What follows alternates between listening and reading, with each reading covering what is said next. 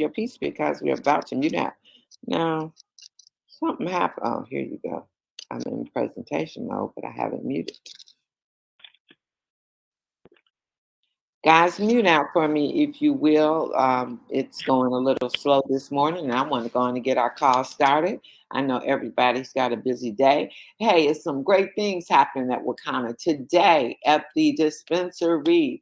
There will be a scan party. That's right, from 6 to 7. We will be scanning, and then we will do the presentation. So come on out, get scanned, get healthy, get your prospects out. That's the most important thing, because things are happening at the dispensary every Wednesday night. This weekend, so many of our leaders, including our CEO, Dr. Prince, will be in Dallas, Texas, hosted by none other than Diamond Gigi Harris. So make sure you have people in attendance. And guys, I'm going to get out of the way. I am Phyllis Nash, your Chief Sales Officer and one of your co-founders here at Wakana. But I'd like to bring someone up that's traveled the world speaking, motivating, training, teaching, and that we are able to have the privilege of being our VP of Training and Development, our content manager, head of Akana Success Academy, which will be coming to all of you soon. It's going to be such an excellent resource. And so without further ado, Coach Dan, are you out there? Please take it away. Great morning. Well, Akana Nation. Wonderful Akana Nation. That's what the WA stands for. Wonderful. Good morning to everyone that is on the line. Hey, my Miss Phyllis. What a wonderful and exciting time that we are in. I believe this is the first time that we've come together since many of us had converged all the way in Las Vegas, and we had an amazing time. It was an amazing conference. It was filled with excitement. I believe that people are coming out the gate running. Heck, Coach Dan did a scan party. How about that? Did a scan party on this past weekend. And so it has been absolutely epic. Now, here's the thing, though. Here's the thing. I got to tell you, there is a thing. There is a thing.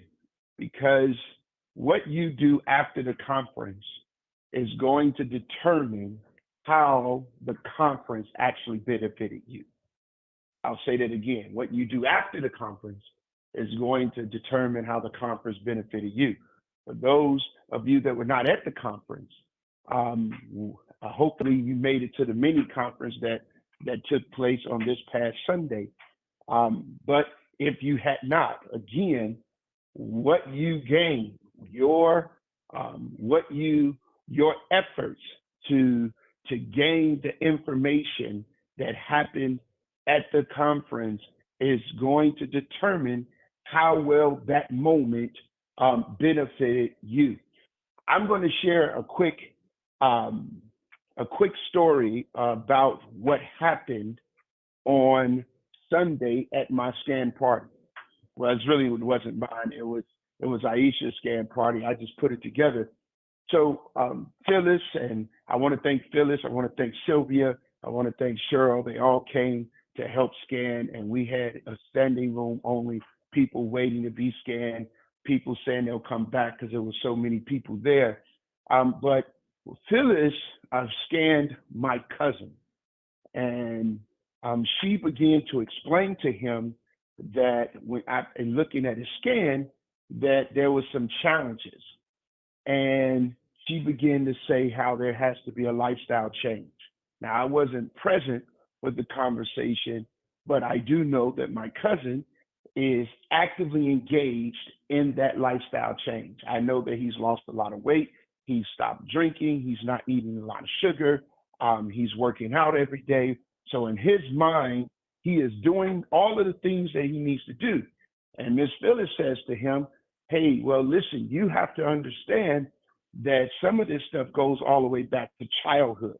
So he came to me afterwards and he said to me, he said, my scans show some things, but I'm doing the necessary things I need to do to correct it. And Ms. Phyllis stated that that's not enough because that stuff go back to childhood. He said, I don't really know what else I'm supposed to do. No, he said, I'm doing the things I'm supposed to do to try to correct it. I can't control whether or not it came from childhood. So he really didn't understand. And so here's the deal. I didn't understand. I did not understand. Coach Dan did not understand. And so I spoke with Ms. Phyllis yesterday, and she had a wonderful opportunity to coach Coach Dan, because what she said to me was, she said, making the necessary adjustments moving forward is a great thing, but you still have to deal with the plaque and to deal with all of the things that has accumulated over the years. And the only way to deal with that is to detox the body, to purify the organs, to get those things out. So if you don't get those things out, it puts you in a position where you're not really correcting the problem that is at hand. You're doing better, but you're not correcting it. So as she explained that to me, it made sense to me. And because it made sense to me, guess what I'm able to do? I am able to effectively communicate that to a potential client, and thus it will lead me to a sale.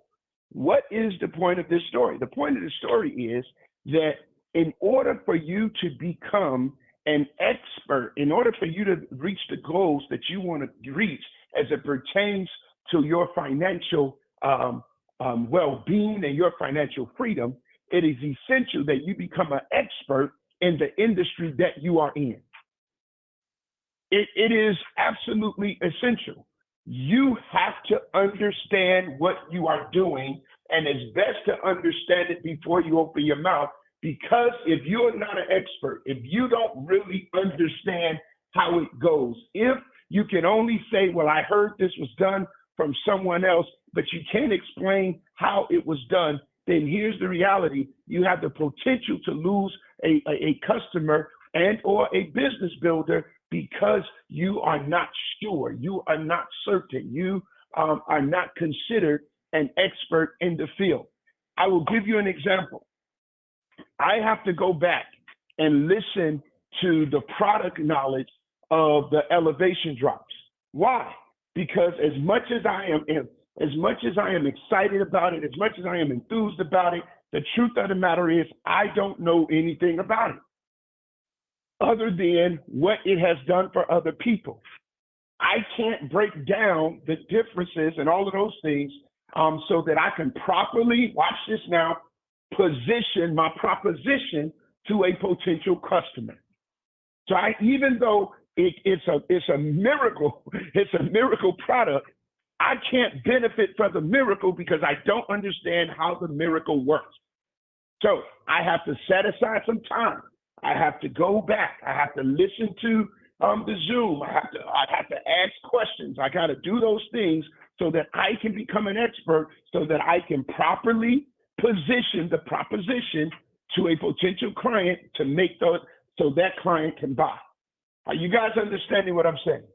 When Aisha did her opening, I told her 2 days before, make certain you understand and you do product research on all of the product that we have.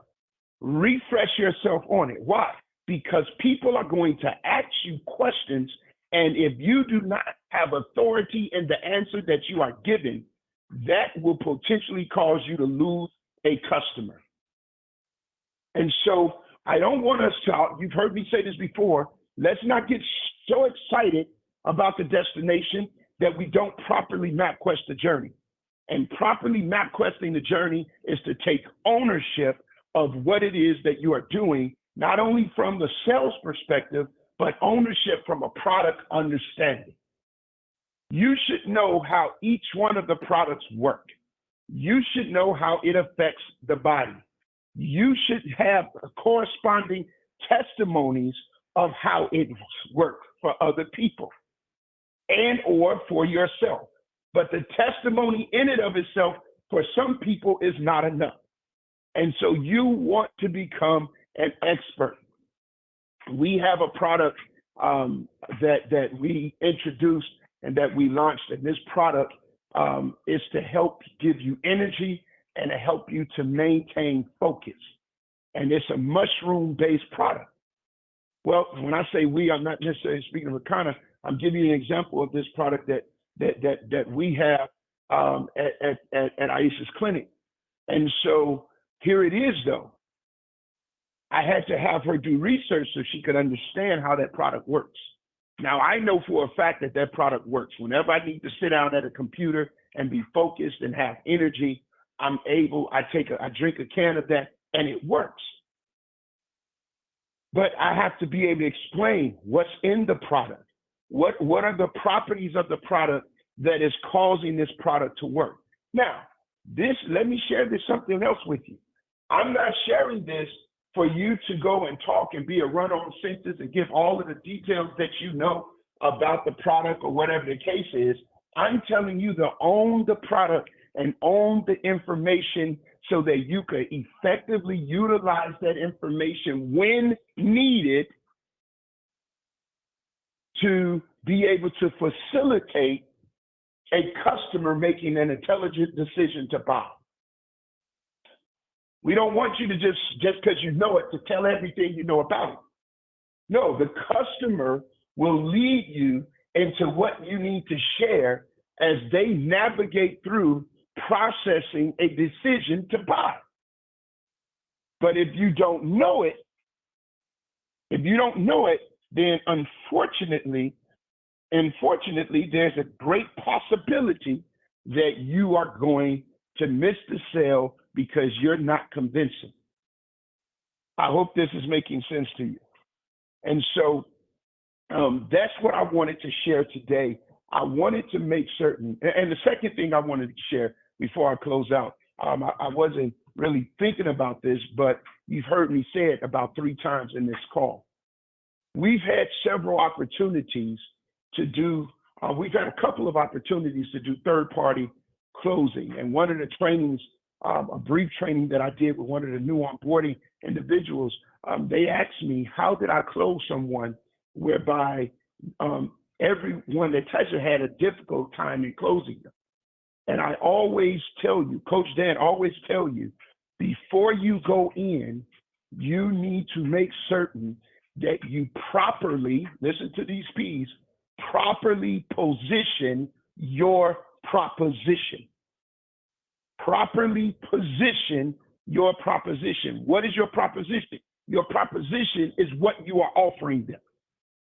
Well, how do you properly position it?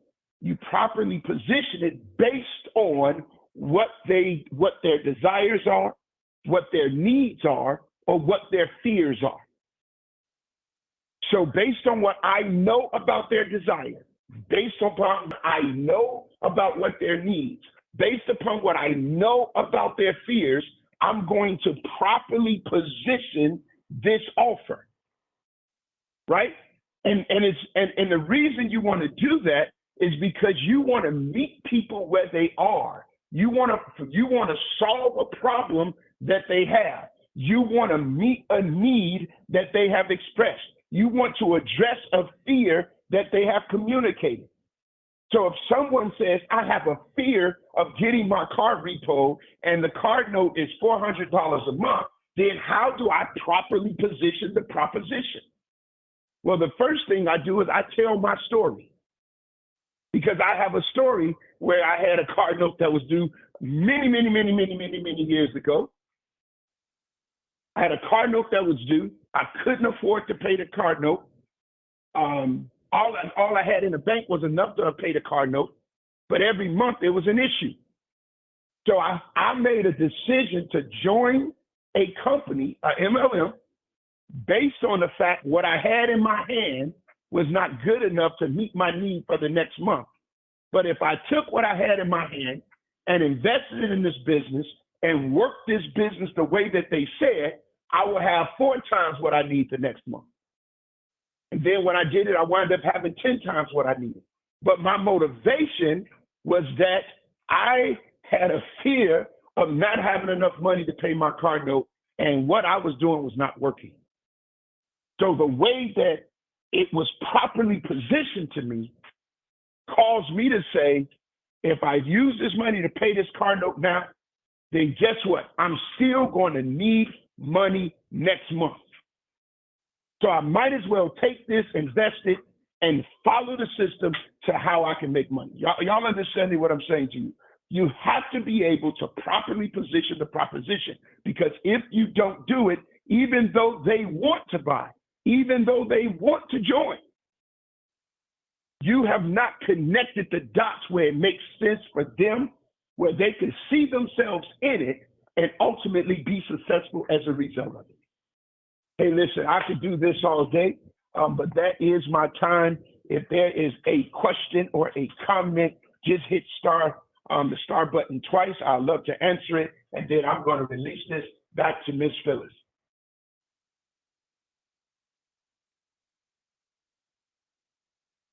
Hey, Coach Dan, Gerald West here. You just came with all the fire.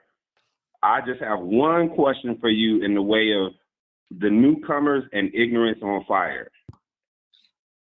Using ignorance on fire, how would we necessarily leverage that part when it comes down to all your share? So you're saying utilizing the ignorance on fire, how do you leverage it? How do you leverage it when there is, you still get to study, yes. You still get to become proficient in your product line, oh yes. However, when someone's brand spanking new and we can usher in ignorance on fire, isn't that an opportune time to lean into someone who does know? And that's called, absolutely. Absolutely. That's called a third-party close. Yes. I do it. That's called a third-party close. That's called, watch this, also personal integrity. Let me tell you what that sounds like. Personal integrity says if you don't know, you own the fact that you don't know, but you don't stay ignorant, you find the answer. So what that means is, is it sounds like this. You know what? That's a great question, because this is actually what I do with my cousin. I said, you know what? That's a great question, and I can't really answer that, but I'm going to get back with you with an answer. And then you follow up with the answer. So today I got the answer yesterday. I'm going to follow back up with him with the answer today. So if, even though you have the information, if you stub your toe and you're on fire, go lean into your upline. Lean into someone else that knows the information that can do the heavy lifting for you.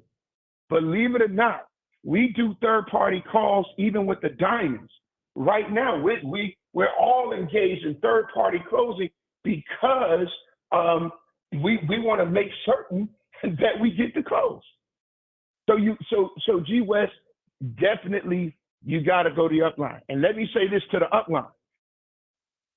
As leaders, it's imperative that you have your own training sessions with your teams to begin to make certain that they have the tools that they need to be successful. And as you make certain they have the tools they need to be successful, then you will be successful.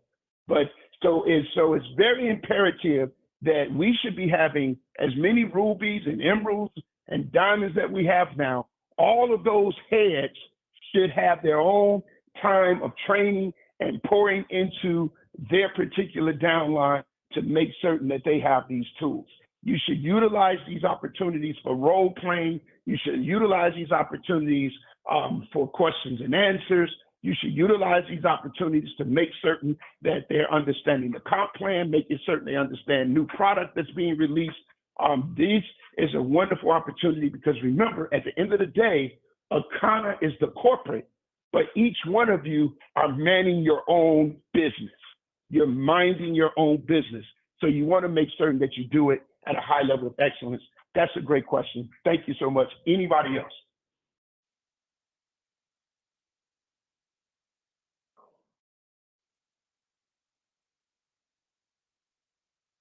All right. Hey, well, I'm going to turn it back over to Ms. Phyllis. Thank you guys so much. I want you to have a supernaturally wonderful Akana kind of day. Till next time, as always, prosper. Okay. Did he drop the mic for you guys? He gave you some nuggets, as I said he would. Hope you took copious notes.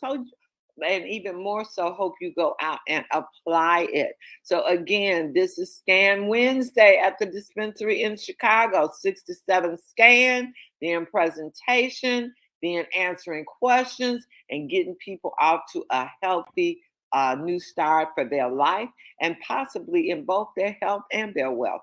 We thank you, Coach Dan, as usual. You always bring it, and we appreciate you for it. So go out and have a kind of day, everybody. Talk to you tomorrow morning. Bye now.